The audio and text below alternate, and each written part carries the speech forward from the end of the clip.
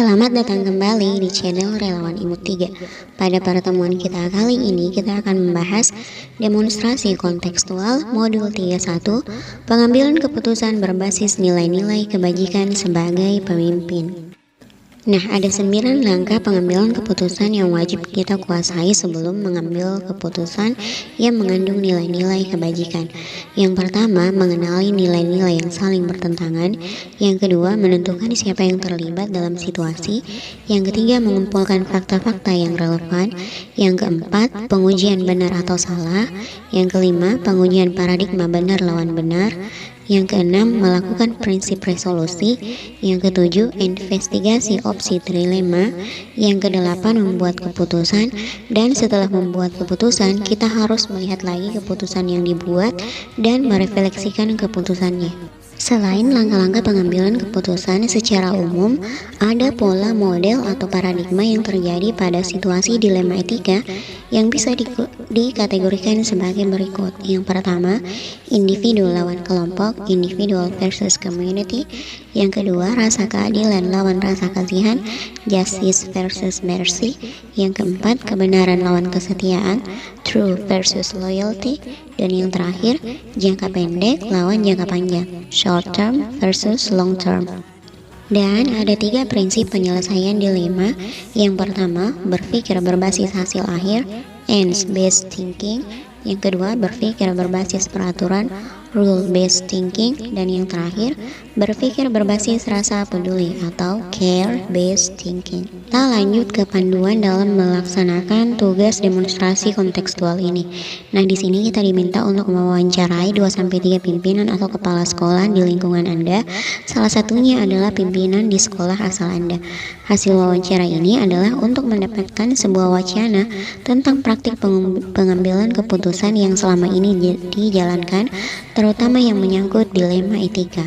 Adapun panduan wawancaranya, yang pertama, selama ini bagaimana Anda dapat mengidentifikasi kasus-kasus yang merupakan dilema etika atau bujukan moral. Yang kedua, selama ini bagaimana Anda menjalankan pengambilan keputusan di sekolah Anda, terutama untuk kasus-kasus dengan 2 kepentingan yang sama-sama benar atau sama-sama mengandung nilai kebajikan. Yang ketiga, langkah-langkah atau prosedur seperti apa yang sudah Anda lakukan selama ini, lalu hal-hal apa saja yang selama ini Anda anggap efektif dalam pengambilan keputusan pada kasus-kasus dilema etika. Nah, untuk itu saya mewawancarai 3 kepala sekolah yang berbeda. Yang pertama, Pak Sakran SPD MA. Beliau adalah kepala sekolah saya di SMA Negeri 5 Bantaeng. Kemudian yang kedua, Pak Firdaus SPD MPD, kepala UPT SMK 5 Bantaeng. Dan yang terakhir, Pak Ismail SPD MPD, kepala sekolah dari SMA Negeri 3 Bantaeng. Nah, untuk lebih jelasnya, silahkan simak hasil wawancara berikut yang saya rangkum sesuai dengan panduan wawancara. Yang pertama dari kepala sekolah saya sendiri di SMA Negeri 5 Bantaeng. Terima kasih.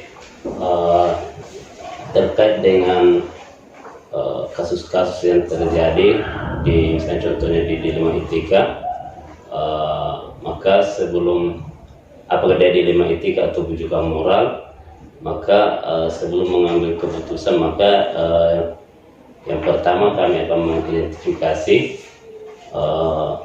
terkait dengan permasalahan tersebut, siapa-siapa yang terlibat, apa hal-hal yang dipermasalahkan atau masalah yang terkait dengan keputusan tersebut, kemudian apa imbas dari pengambilan keputusan tersebut.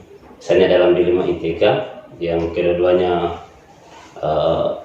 sama-sama apalagi istilahnya sama-sama penting atau sama-sama dalam posisi benar, maka pada pengambilan keputusannya maka akan dilihat yang mana lebih urgen, Dua-duanya memiliki argumentasi alasan yang sama-sama kuat dan sama-sama masuk akal. Terus pada akhirnya keputusan tentu keputusannya tidak pada saat itu juga, karena ini terkait tentang bagaimana menjaga suasana kebatinan teman-teman. Karena kita kepala sekolah kan menjaga iklim organisasi, stabilitas. dalam 4 tahun 9 bulan dan 10 hari tidak ada belum sampai ke tingkat dilema.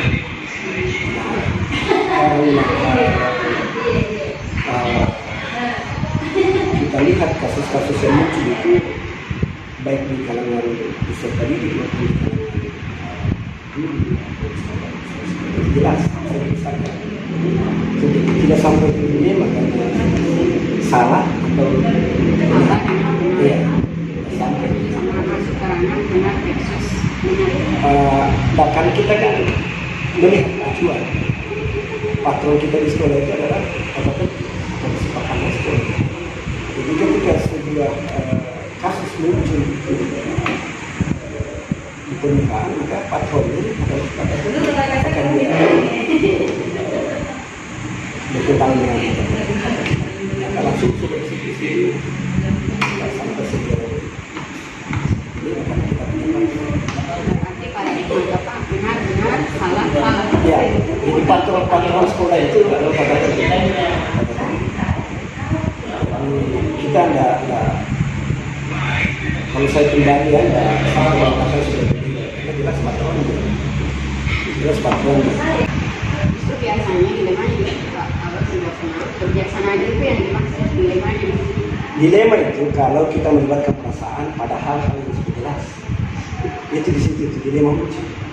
Kalau benar sih benar ya. Di satu sisi benar, di sisi lain benar, tapi yang dipikirin jangka pendek dengan jangka panjang. Ya itu kalau kita katakan sisi-sisi itu sudut pandang kan. Nah itu kata yang saya katakan tadi. Kalau sudut pandang aturan sekolah yang dipakai, ya sudah. Nah, kecuali kalau ditabrakkan lagi dengan sisi lain, misalnya kasihan bagaimana itu, ya itu lain. Makanya saya katakan tata tertib atau kesepakatan sekolah itu harus dibangun dengan terlebih dahulu memikirkan apa yang disebutkan. Sebelum mengambil keputusan maka yang pertama kami akan mengidentifikasi terkait dengan permasalahan tersebut, siapa-siapa yang terlibat, apa hal-hal yang dipermasalahkan atau masalah yang terkait dengan keputusan tersebut, kemudian apa imbas dari pengambilan keputusan tersebut. Misalnya dalam dilema ITK yang kedua-duanya sama-sama apalagi istilahnya sama-sama penting atau sama-sama dalam posisi benar, maka pada pengambilan keputusannya maka akan lihat yang mana lebih urgen dan imbasnya dalam kondisi jangka panjang ke depan, ya itu mungkin. Tentu keputusannya tidak pada saat itu juga, karena ini terkait tentang bagaimana menjaga suasana kebatinan teman-teman.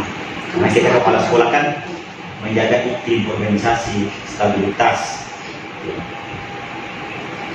Paradigma apa yang dipakai untuk ambil keputusan itu? Sebetulnya kalau pengambilan keputusan tentu kita mengedepankan musyawarah. Tetapi ketika dua hal ini sesuatu yang sama-sama kuat argumentasinya, sehingga kita membutuhkan orang lain untuk melihat secara utuh apa sesungguhnya ini. Sama dengan kondisi itu, saya mencoba mencari pendapat-pendapat dari teman-teman. Jadi hampir semua masalah di sekolah itu kita mencoba mencari pendapat sampai ke persoalan, sampai ke cleaning service, sampai security, itu kita bisa minta pendapatnya. Berkolaborasi dengan semua pihak tadi. Iya betul, sehingga kita utuh, karena kebijakan itu kan ada di kepala sekolah. Tidak bisa jadi kebijakan kalau misalnya tidak lewat proses mendengarkan seluruh elemen yang ada di situ. Ya, mungkin tidak secara keseluruhan bisa kita dengarkan, tidak bisa kita cekkan karena akan menghambat ini pengambilan keputusan. Tapi keputusan yang tidak diambil lewat proses itu akan lebih bersifat otoriter.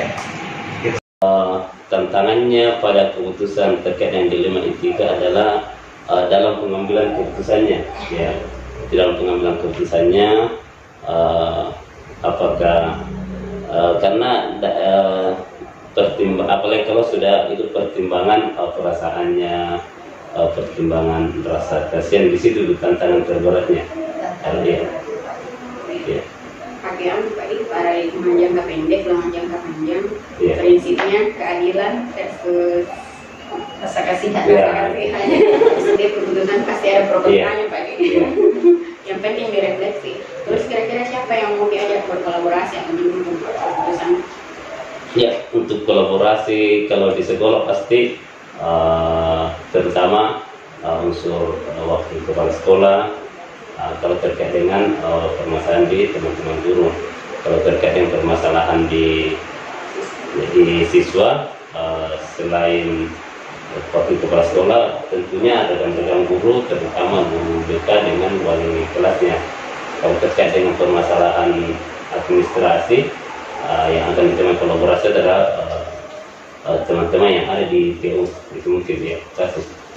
Selama ini Pak, kira-kira ada hambatan Pak atau tantangan dalam melaksanakan keputusan yang tentang dilema etika yang tadi? Sebetulnya yang paling tantangan terbesar itu sebetulnya adalah pola pikir. Pola pikir di komunitas. Kalau misalnya di sekolah masih banyak teman-teman yang pikiran tentang mengajar itu sebagai sebuah kehormatan dan kebanggaan dan melepaskan diri dari layanan. Itu Melepaskan diri dan tanggung jawab. ya kira-kira seperti itu ya. Jadi anak-anak tuang kasar saya ngerok nanya pakarate. Nah, kira-kira gitu. Jadi kita itu harusnya paradigmanya kita yang diubah. Karena kita paradigma pelayanan, tapi apapun yang menjadi keluhan konsumen, masalah di konsumen, itu harus kita mencari jalan keluarnya. Berarti ya, harus berpihak pada murid, tapi mengandung juga nilai-nilai kebajikan dan harus juga bisa dipertanggungjawabkan. Bahkan sampai anak-anak ini pun, kalau misalnya kita buat aturan, kemudian ini sudah harusnya dikeluarkan, tidak bisa kata dikeluarkan. Yang ada itu kita kembalikan ke itu, istilah itu harus digunakan karena orang tua yang menitipkan anaknya ke kita. Nah itu kita bicarakan bersama. Tidak boleh kita lepaskan tanggung jawab dari situ. Jadi menurut tantangan terbesar itu paradigma berpikir sebagai orang. Jadi solusinya kira-kira apa Pak?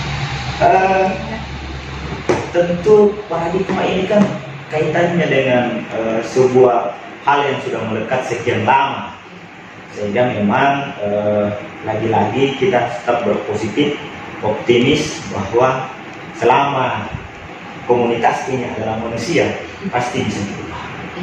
Ya, baik dengan pendekatan pribadi, pendekatan kelompok, mungkin pada saat rapat kita sampaikan senantiasa kita lakukan, bisa termasuk menyampaikan ke teman-teman. Kan ada instrumen kita di kepala sekolah, misalnya ada wakil kepala sekolah, ada guru senior.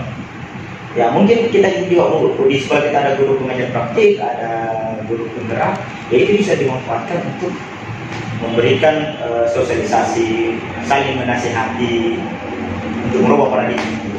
Jadi mengaktifkan komunitas partisipasi. Betul, itu intinya. Kita lanjut ke refleksi terakhir. Dari semua hal yang telah disampaikan, pembelajaran apa yang dapat Anda petik dari pengalaman Anda mengambil keputusan dilema etika?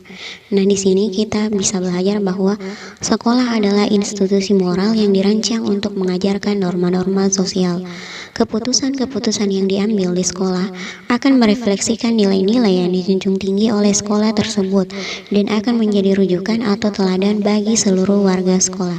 Pendidik adalah teladan bagi murid untuk mewujudkan profil pelajar Pancasila. Dan dalam mengambil keputusan ada 3 prinsip dasar yang tidak boleh terlewatkan.